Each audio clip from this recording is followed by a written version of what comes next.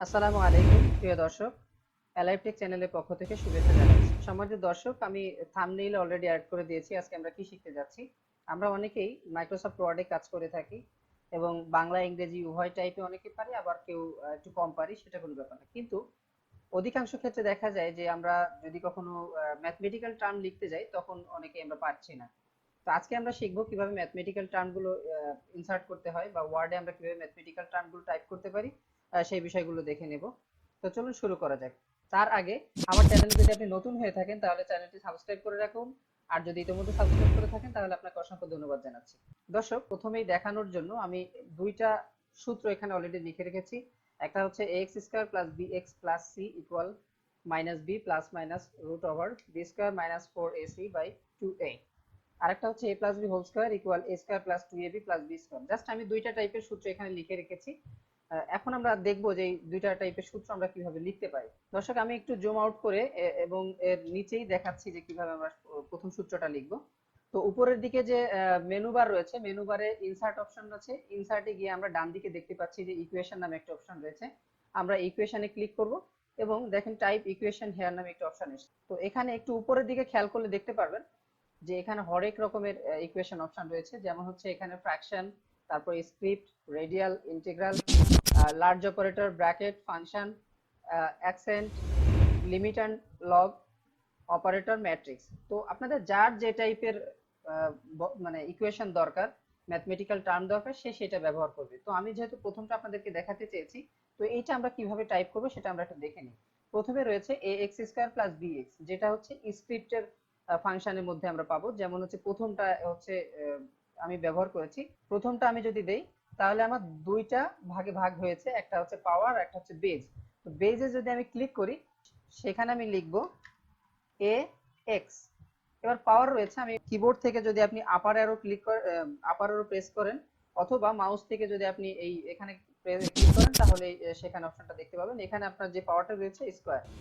এবার আমি কিবোর্ড থেকে রাইট অ্যারোটা প্রেস করব, করলে আমার নিচে বেজ অপশনে চলে আসবে। এখন প্লাস সাইন দিলাম, এখন রয়েছে বিএক্স। এটা নরমালি টেক্সট, আমি জাস্ট বিএক্স লিখলাম প্লাস সি।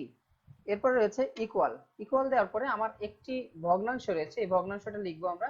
সেটা কিভাবে লিখবো আমরা একটু দেখি। যেমন প্রথমে রয়েছে ফ্র্যাকশন।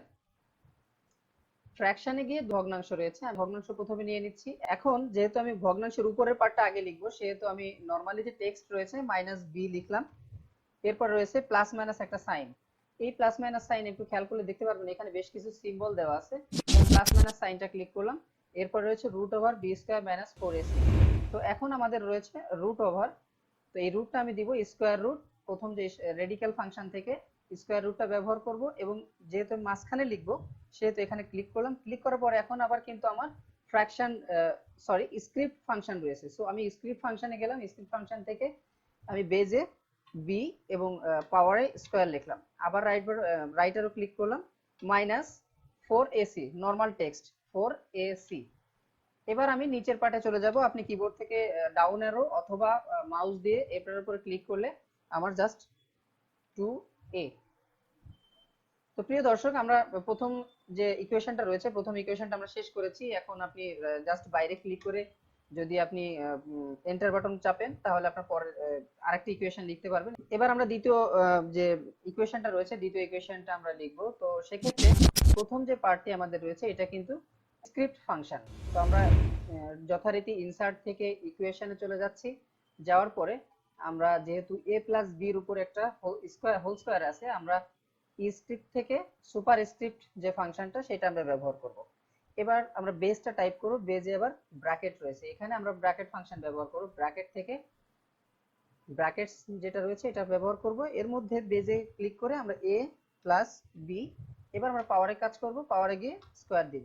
এখন আপনি রাইট অ্যারো প্রেস করলে ইকুয়াল ফাংশন ইকুয়াল সাইন দিতে পারবেন। এরপর রয়েছে a square plus 2ab plus b square. তার মানে a স্কয়ার হচ্ছে আমার আবার স্ক্রিপ্ট ব্যবহার করতে হবে। তো আমি স্ক্রিপ্ট থেকে নিয়ে নিলাম, আমি বেজে লিখব a এবং স্কয়ার, দেন আমি রাইট অ্যারো ক্লিক করব, plus normal text 2ab plus, আবার আমাকে স্ক্রিপ্ট ব্যবহার করতে হবে, বেজে গিয়ে লিখব b এবং পাওয়ারে স্কয়ার।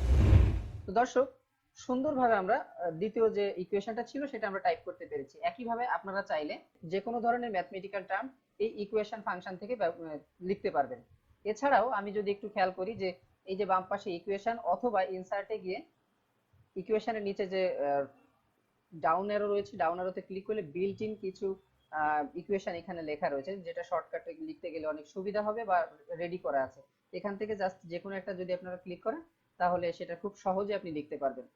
প্রিয় দর্শক, আজকে এ পর্যন্তই। আশা করি আপনারা বুঝতে পেরেছেন। যদি ভিডিওতে বুঝতে কোনো অসুবিধা থাকে তাহলে অবশ্যই আপনারা কমেন্ট বক্সে জানাবেন। এছাড়া আমার ভিডিওটি যদি ভালো লেগে থাকে তাহলে অবশ্যই লাইক শেয়ার করবেন।